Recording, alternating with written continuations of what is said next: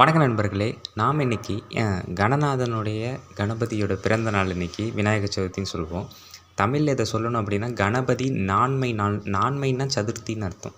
சதுர்த்தியோட தமிழ் பேரே நான்மை தான். அத நம்மகிட்டேருந்து திருடி தான் இன்னைக்கு சதுர்த்திலாம் சொல்லிக்கிட்டு இருக்காய்ங்க. அதனால கணபதி நான்மை நாள் நல்வாழ்த்துக்கள் அனைவருக்கும். அதாவது இப்ப நம்ம பார்க்க போறது என்னன்னா, அந்த காலத்துல மாமன்னர்களும் சரி, முன்னோர்களும் சரி, பல தானங்கள கணபதிக்கு குடுத்துருக்காங்க. அத கல்வெட்டாவே எழுதி வச்சுட்டு போயிருக்காங்க. அதில இன்னைக்கு நாம ஒரு கல்வெட்ட பார்க்க போறோம். ஒரு முறைக்கு இருமுறை இல்ல, பலமுறை சொல்லிக்கிறேன். அனைவருக்கும் கணபதி நான்மை நல்வாழ்த்துக்கள். சரி, இப்ப நமக்கு எங்க இருக்கு அப்டின்னா, திருவலஞ்சுழி கோவில். தஞ்சாவூர் பக்கத்தில கும்பகோணம் பக்கத்தில கூட திருவலஞ்சுழி கோவில்ல 2ஆம் திருச்சுற்று மேற்கு சுவர்ல 3ஆம் ராஜராஜன் காலத்து கல்வெட்டு. கிபி 1230ல இந்த கோவில் பேரே பார்த்தீங்கன்னா, வெள்ளைப்பிள்ளை. நான் ஏற்கனவே இத காணொளியாவே போட்டிருப்பேன். இருந்தாலும் கல்வெட்டுக்கள் குறைந்த அளவு தான் சொல்லியிருப்பேன். இப்ப கல்வெட்டுக்கள் கொஞ்சம் கொஞ்சமா தான் எனக்கு தெரியுது. இந்த கோவில் பேரே வெள்ளை பிள்ளையார் கோயில்னு சொல்லுவாங்க. இப்ப பேரே வெள்ளை பிள்ளையார் கோயில் தான். அதாவது வடமொழியில ஸ்வேத விநாயகர்ன்னு சொல்லுவாங்க. வெள்ளை பிள்ளையார் கோவிலுக்கு தானம் அளிச்ச கல்வெட்ட பத்தி தான் இன்னைக்கு நம்ம பார்க்க போறோம். அந்த காலத்தில எல்லாருமே கணபதி வழிபாட்ட முக்கியத்துவம் குடுத்துருக்காங்க. இதான் வெள்ளை பிள்ளையார் கல்வெட்டு. திரிபுவன சக்கரவர்த்திகள். இந்த திரிபுவன சக்கரவர்த்திகள் 3ஆம் ராஜராஜனை குறிக்குது. ஸ்ரீ ராஜராஜ தேவருக்கு யாண்டு ஏசன 14வது உடையார். 14வது வருஷ கல்வெட்டு.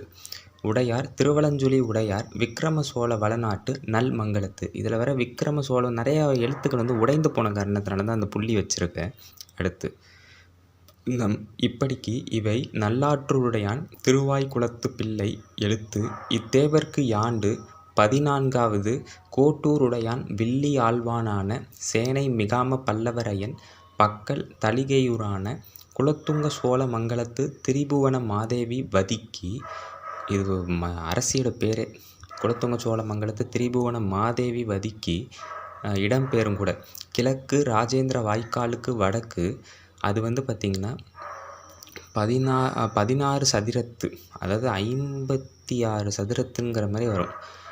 சானால் 5 கால் சின்னத்துக்கும் பிராமண விலைப்படி காசு இது 14,000. நடுவில் இப்படி கொடுத்துருக்கிறது 1000ங்கிறது தான் அப்படி கொடுப்பாங்க.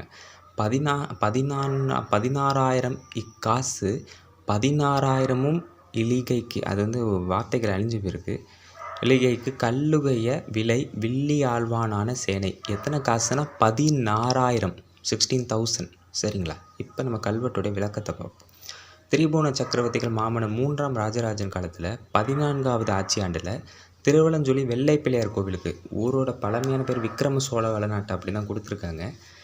அந்த கோவிலுக்கு நல்லாற்றூர் அப்படி இப்போ புதுச்சேரி மாநிலம் காரைக்கால் பக்கத்தில் இருக்க நல்லாத்தூர், அந்த ஊரை சேர்ந்த திருவாய்க்குளத்து பிள்ளை அவர் தான் வாய்மொழியாகவே சொல்கிறது தான் இந்த கல்வெட்டே. ஆக்சுவலாக அவர் இந்த கோவிலுக்கு என்ன செஞ்சார், என்ன நிலக்கொடை கொடுத்தார், யார்கிட்டேருந்து அந்த நிலத்தை வாங்கினார் அப்படிங்கிறத அவர் தன்னோட வாய்மொழியாகவே சொல்கிறது தான் இந்த கல்வெட்டு. அதான் என் எழுத்துன்னு சொல்கிறாங்க. புரியுதுங்களா?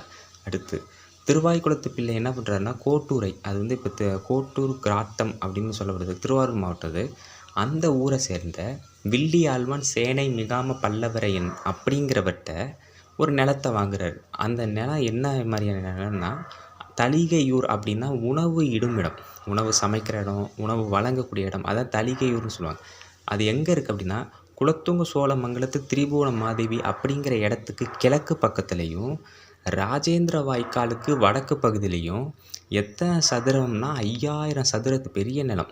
நேர்கோண நிலத்தை, 4 பக்கம் நிலத்தை பிராமண கிடையாது, இது பிரமாண விலைப்படி, சொன்ன விலைப்படி 16,000 காசுகள் கொடுத்து நிலத்தை வாங்கி அதனை திருவலஞ்சுழி கோவில் வெள்ளை பிள்ளையாருக்கு தானம் வழங்கியுள்ளார். பார்த்துக்கோங்க, 16,000 காசுங்கிறது அந்த காலத்தில் மிகப்பெரிய விஷயம். அதை திருவலஞ்சுழி கோவில் வெள்ளை பிள்ளையாருக்கு கொடுத்துருக்காங்க அப்படின்னா, பழங்கால தொட்டே ஒரு 2000 வருட காலமாக நம்ம கணபதி வழிபாடு அதிகமாகவே இருந்திருக்கு. மன்னர்களை விட மக்கள் அதிகமாக செஞ்சுருக்காங்க அப்படிங்கிறது இதிலேயே நமக்கு நல்லா தெரியுது. கணநாதன் புகழ் ஓங்குக. இந்த தகவல் எல்லோரும் பகிருங்க. நன்றி, வணக்கம்.